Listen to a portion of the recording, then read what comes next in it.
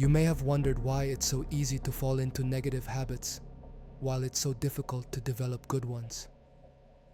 Perhaps you've experienced a situation where maintaining healthy habits over time proved challenging, while unwanted habits seem persistent and hard to break. Despite sincere efforts, unhealthy behaviors like eating fast food, spending too much time on social media, procrastinating, or smoking can feel nearly impossible to eliminate. Changing habits is difficult for two reasons. First, we try to change the wrong thing. Second, we try to change habits in the wrong way. 3 layers of behavior change. The first layer is changing outcomes. This level focuses on specific results, such as losing weight, publishing a book, or winning a competition. Most ambitious goals are associated with this level of change. The second layer is changing the process. This level involves modifying habits and systems, such as implementing a new workout plan at the gym, organizing your desk to improve work efficiency, or developing a meditation routine. Most of our habits are connected to this level of change. The third, deepest layer is identity change. This level involves altering beliefs, worldviews, self-image, self-esteem, and perceptions of others. Most of our beliefs, assumptions, and biases are connected to this level of change. Results are what you get, processes are what you do, and identity is who you are. When it comes to building lasting habits, it's about creating a system of 1% improvements. The issue is not that one level is better or worse than another. All levels of change are useful in their own way. The problem lies in the direction of the change. Many people start the process of changing their habits by focusing on what they want to achieve, which leads to the formation of habits based on results. An alternative solution is to develop habits based on identity. With this approach, you begin by focusing on who you want to become. Habits based on results. Habits based on identity. Imagine 2 people who are struggling with the urge to reach for a sweet when someone offers them a pastry. The first person says, "No thank you, I'm trying to cut back on sweets." This response sounds reasonable, but the person still sees themselves as someone with a problem with sweets who is just trying to be different. Despite their efforts to change their behavior, their beliefs remain unchanged. The second person says, "No thank you, I don't eat sweets." The difference is subtle, but this statement reflects a change in identity. Eating sweets was part of their previous life, but it no longer is. This person no longer sees themselves as someone with a sugar problem. Most people, when deciding to improve some aspect of their life, do not consider changing their identity. They simply think about wanting to be healthy, result, and that if they follow a healthy diet, they will improve their well-being process. Behind every system of actions lies a system of beliefs. For example, the system known as democracy is built on beliefs such as freedom of speech, majority rule, and social equality. On the other hand, a dictatorship is based on entirely different beliefs, such as authoritarian rule and absolute obedience. The identity of this system is completely different. A certain set of beliefs simply excludes the possibility of participating in elections.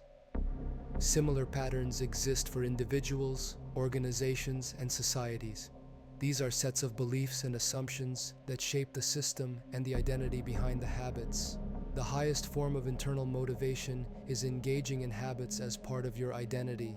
It is quite different to say that you are the type of person who wants something and to assert that you are the type of person who does it. Where pride and satisfaction are involved, you will fight like a lion to maintain your habits. Anyone can be tempted to go to the gym once or twice or eat a healthy meal. But if you don't change the beliefs underlying your original behavior, it will be difficult to maintain this change in the long term. As long as the change does not become a part of you, it will remain only temporary.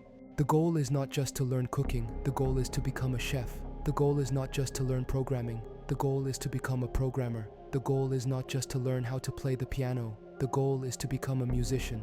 Your behavior usually reflects your identity. What you do indicates the person you believe yourself to be, whether consciously or unconsciously. Research has shown that once a person believes in a specific aspect of their identity, they are more likely to act in accordance with that belief. For example, people who identify as voters are more likely to participate in elections than those who view voting as just a routine task. It also acts as a double-edged sword. Just like other aspects of habit formation, if a change in identity works in your favor, it can be a powerful motivator for self-improvement. However, if it works against you, a change in identity can become a curse. Once you adopt a certain identity and loyalty to it, it can easily influence your ability to change. Many people go through life like sleepwalkers, blindly adhering to the dogmas associated with their identity. I always get lost. I'm not an early bird. I don't remember people's names. I'm always late. I struggle with modern technology. I'm bad at math. Internal pressure to maintain your self-image leads you to act in ways that align with your beliefs. You will find many ways to avoid actions that do not fit the person you perceive yourself to be. The deeper a thought or action is tied to your identity, the harder it is to change it. Two-step identity change process. Identity is a result of habits. You weren't born with specific beliefs. Every assumption, including those about yourself, is learned and shaped by experiences. More precisely, habits embody identity. By making your bed every day, you embody the identity of someone who values order. The more often you repeat a behavior, the more strongly you solidify the identity associated with that behavior. Identity is literally the repeated affirmation of existence. It is a kind of gradual transformation. One cannot simply snap their fingers and decide to become a completely different person. You change a little bit each day. Even habits cause yourself to undergo constant micro-evolutions.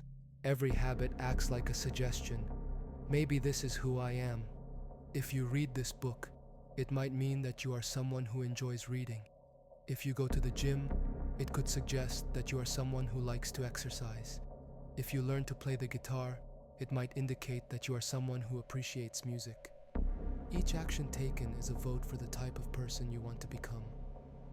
No single action requires a change in your beliefs, but as you accumulate these votes, the evidence for a new identity grows. When you put it all together, you'll find that habits lead to identity change. The most practical way to change who you are is to change what you do. Every time you write a page, you become a writer. Every time you practice playing the violin, you become a musician. Every time you start a workout, you become an athlete. Every time you motivate your employees, you become a leader. Every habit not only brings specific results, but also teaches something far more important: self-belief. You start to believe that you can actually achieve these goals. As the number of actions affirming the new identity increases and the pool of evidence grows, your self-perception also changes. Of course, this works in the opposite direction as well. Every time you give in to a bad habit, it acts as a vote for the identity associated with it. Fortunately, you don't need to be a perfectionist. A new identity requires new evidence. If you keep casting the same votes as always, you will continue to get the same results. If you don't change anything, nothing will change. It's a simple, two-step process. First, define the type of person you want to be. Second, prove it to yourself with small victories. First, decide who you want to be. This applies at any level: individual, team, societal, or national. Consider what principles and values guide you. Who do you want to become? This is a serious question, and many people are unsure where to start. Knowing the desired results, whether you want to improve physical fitness, reduce stress, or increase your income, begin with that. Work backward from the expected outcomes, from the type of person who could achieve them. Ask yourself, what type of person could achieve what I want? What type of person could run a marathon? What type of person could learn to play the guitar? What type of person could successfully run a business? Also consider, for example, what type of person could write a book? It would likely be someone systematic. Now compare this to a results-oriented mindset versus a systematic and diligent individual. Shifting from a focus on results to an identity-based approach can lead to the development of beliefs that reflect that type of person. I am the type of teacher who stands up for my students. I am the type of doctor who spares no time or empathy for each patient. I am the type of manager who cares about the well-being of my employees. The real reason behind the importance of habits. Developing better habits isn't about cluttering your day with clever tricks. It's not about flossing every night, taking a cold shower each morning, or wearing the same outfit every day. It's also not about achieving external markers of success, such as earning more money, losing weight, or living with less stress. While habits can help you achieve these things, the essence isn't about achieving something, it's about becoming someone.